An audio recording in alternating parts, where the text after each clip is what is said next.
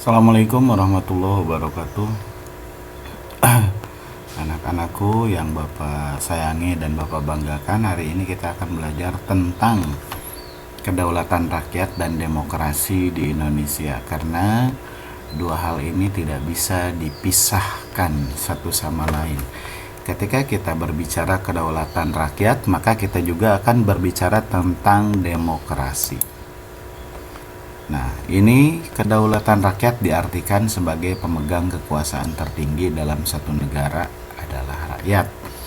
Sedangkan itu pengertian demokrasi. Sedangkan kedaulatan rakyat, konsep dari demokrasi yang diartikan, ya, ini adalah pendapat dari Abraham Lincoln, gitu kan, yang diartikan oleh bahwa pemerintahan itu oleh rakyat, dari rakyat, oleh rakyat, dan untuk rakyat.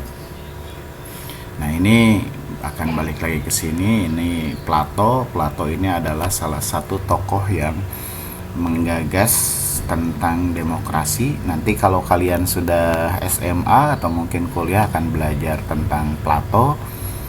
Kemudian Abraham Lincoln, di sini dia yang mengemukakan, ya, sebuah deskripsi sederhana, definisi sederhana tentang demokrasi, bahwa demokrasi itu adalah dari rakyat, oleh rakyat, dan untuk rakyat. Sedangkan di tengah itu adalah Bapak Presiden Republik Indonesia ketiga, Bapak Habibie, di mana beliau, ya, begitu proses reformasi banyak melakukan terobosan-terobosan, termasuk bagaimana kebebasan mengeluarkan pendapat, partai politik, ya, kebijakan politik dan sebagainya, itu untuk lebih terbuka lagi di Indonesia. Makanya di Indonesia Bapak B.J. Habibie ini dikenal sebagai Bapak Demokrasi.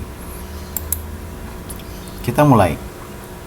Jadi di Indonesia demokrasi itu diwujudkan dengan sebuah pemilihan.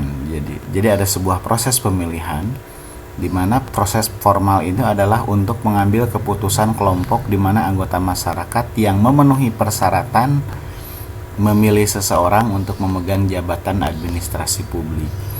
Jadi misalnya administrasi publik itu seperti wali kota, bupati, gubernur, presiden, begitu, ya, DPR, DPD, gitu, ya. Nah, itu adalah ada proses pemilihan formal, gitu kan. Proses formalnya itu melalui apa? Melalui pemilu. Jadi di mana rakyat akan terlibat di situ dan memberikan hak suaranya untuk memilih yang terbaik.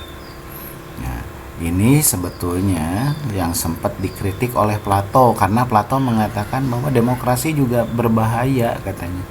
Karena demokrasi akan dikuasai oleh orang-orang yang punya kuasa, misalnya orang kaya, yang punya banyak kepentingan, yang dia untuk menjaga perusahaan-perusahaannya, begitu. Nah, tapi Plato mengatakan bahwa dari sistem apapun demokrasi adalah yang terbaik. Namun pemilihannya harus punya landasan, yaitu landasan keterampilan dan kemampuan orang yang akan dipilih. Jadi bukan dasar sentimen sara, ya, suku, agama, ras, dan antar golongan. Tapi betul-betul kita harus belajar bahwa memilih dalam proses pemilu itu adalah mana yang terbaik, karena dia yang akan mengurus kita. Jadi memilih presiden, ya, presiden yang akan mengurus kita sebagai rakyatnya, ya. Bupati misalnya, atau wali kota yang akan mengurus kita. Gubernur yang akan mengurus, yang kira-kira dianggap cakap, itulah yang harus dipilih. Kemudian lembaga penyelenggara pemilu di Indonesia, ya, diantaranya yang paling kita kenal adalah Komisi Pemilihan Umum. Nah, Komisi Pemilihan Umum untuk ada sebuah badan pengawasan, yaitu Badan Pengawas Pemilu atau Bawaslu. Nah, apakah pemilu itu berlangsung jujur atau tidak, ini tugasnya Bawaslu. Jika ada penyimpangan dari Komisi Pemilihan Umum, ya, maka di situ ada DKPP, Dewan Kehormatan Penyelenggara Pemilu. Jadi nanti misalnya mungkin ada anggota KPU yang korupsi, ada anggota KPU yang menyelewengkan suara dan sebagainya, maka dia akan disidang di DKPP. Kemudian mengapa ada pengadilan tinggi begitu ya? Karena di pengadilan tinggi ini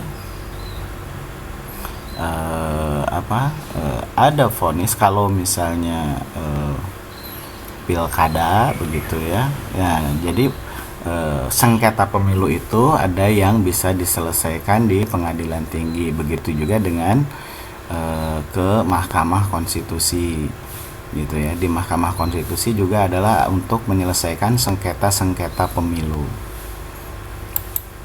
Oke, landasan hukumnya apa? Landasan hukumnya adalah yang pertama adalah Undang-Undang Dasar tahun 1945 pasal 22E. Nanti kamu periksa. Ya, yang berikutnya adalah Undang-Undang Nomor 7 tahun 2017 dan Undang-Undang Nomor 10 tahun 2016. Kemudian apalagi, yaitu nanti ada peraturan KPU, peraturan Bawaslu, dan DKPP. Itu landasan hukumnya ya, berjenjangnya seperti itu. Nah, apa yang diselenggarakan oleh KPU? Nah, sekarang sesuai dengan amanat ini ya, amanat Undang-Undang Nomor 7 tahun 2017 bahwa pemilu itu harus dilaksanakan serentak. Kenapa? Ada pilpres dan pileg itu harus dilaksanakan serentak. Ada pilkada juga dilaksanakan serentak. Kenapa? Untuk meminimalkan konflik supaya tidak berkepanjangan. Ya.